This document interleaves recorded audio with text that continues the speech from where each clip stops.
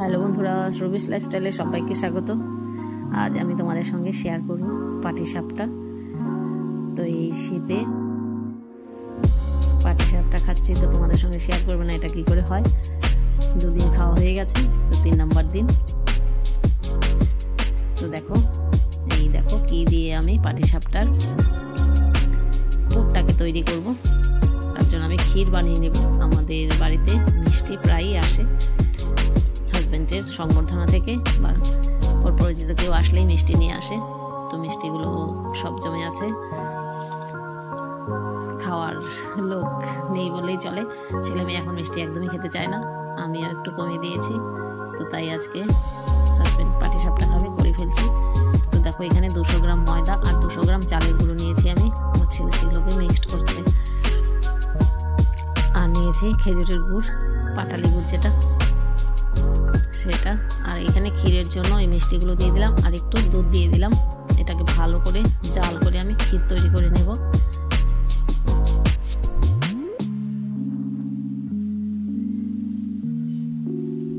কদিন থেকেই বলছে হাজব্যান্ড যে পাটিসাপটা খাবে, তো ক্ষীরের জন্য যেহেতু মিষ্টি আছেই, তাই এইভাবে করে ফেললাম।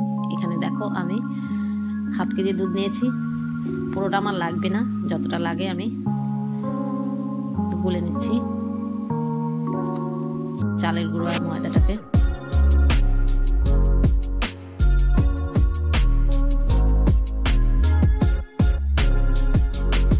এই দেখো ক্ষীরটাও কিন্তু প্রায় হয়ে যাচ্ছে।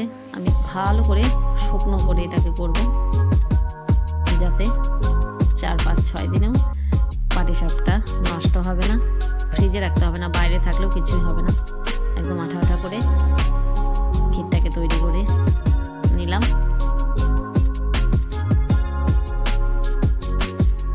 আর দেওয়ার সময় খুব সুবিধে, হাতে বা চামচে লেগে থাকবে না। তো চলো এখানে আমি এখন গোলাটাকে রেডি করে নিই।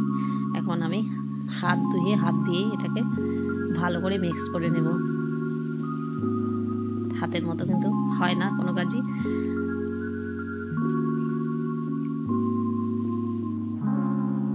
তাড়াতাড়ি করতে গেলে হাত দিয়েই ভালো হয়। পাটালি গুড়টাকে ভালো করে মিক্সড করে নিচ্ছি মিহি করে। তো দেখো আমার গোলাটা কিন্তু প্রায় কি একদম রেডি হয়ে গেছে। বেশি ভারী করা যাবে না আর পাতলাও করা যাবে না, মিডিয়াম। তো এখানে আমি তাওয়াতে লাগানোর জন্য সর্ষের তেল নিয়ে নিলাম। আর এখানে লাগাবো হচ্ছে বেগুনের বোটা দিয়ে।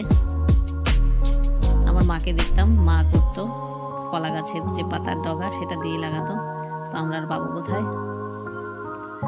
তো এটা দিয়েও কিন্তু খুব ভালো হয় বেগুনের বোটা দিয়ে। তো দেখো ক্ষীরটা কিন্তু খুব সুন্দর হয়ে গেছে, হাতে লাগছেও না।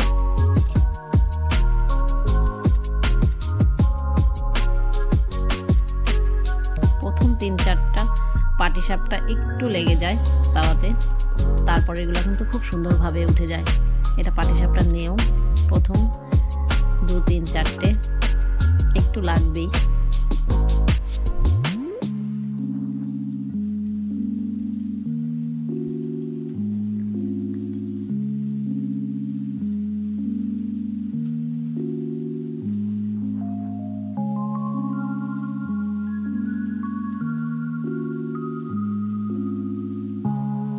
হাজব্যান্ড আসলে খুব পছন্দ করে মিষ্টি জিনিস খেতে, পিঠে পায়েস তো খুবই পছন্দের। ওর জন্যই আজকে করা।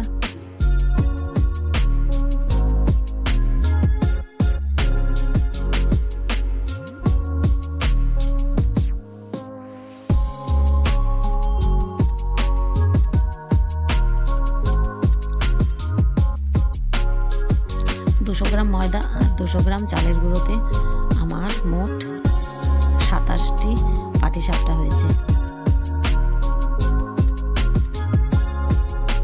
তোমরাও করে খাবে বন্ধুরা, আশা করি খুব ভালো লাগবে। জল দিয়ে নয়, দুধ দিয়েই করবে। আর ক্ষীরটাকে এভাবেও করতে পারো, নয় নারকেলে অনেকে করে, নারকেল কোড়ার পুর দিয়ে ক্ষীর দিয়ে। আমি সন্দেশ দিয়েও করি, রেডিমেড কম সময়ের মধ্যে। আর নারকেলটা আমাদের খেতে চায় না বেশি।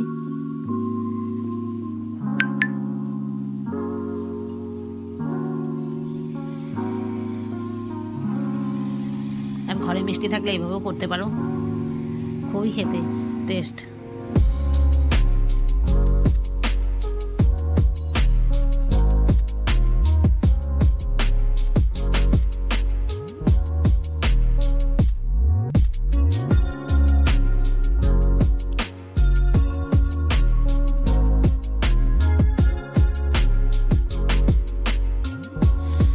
বড়মশাইকে দিয়ে দিলাম। প্রথম দিকে একটু ঠান্ডা হয়েছে।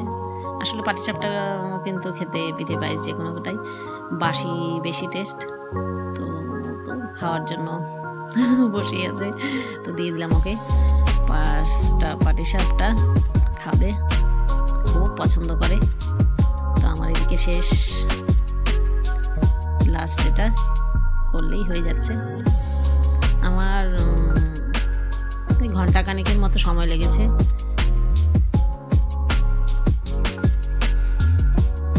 আর একটু তাড়াতাড়ি হতো। আমার ছেলে খুব অত্যাচার করে, আমার পিছু ছাড়ে না, দেখতে খুব ভালোবাসে। আর হাতাহাতি করতেও, সব কিছু ধরা চাই, নাড়া চাই।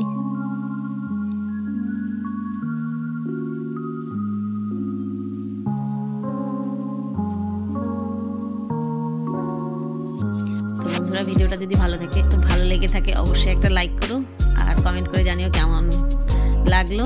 এটা দেখো, এখানে 22 পিস পাটিসাপটা আর 5 পিস ওকে দিয়েছি। আর নতুন বন্ধু হলে আমার চ্যানেলটাকে সাবস্ক্রাইব করো, আর অবশ্যই কিন্তু কমেন্ট করে জানিও কেমন লাগলো আমার পাটিসাপটাগুলো।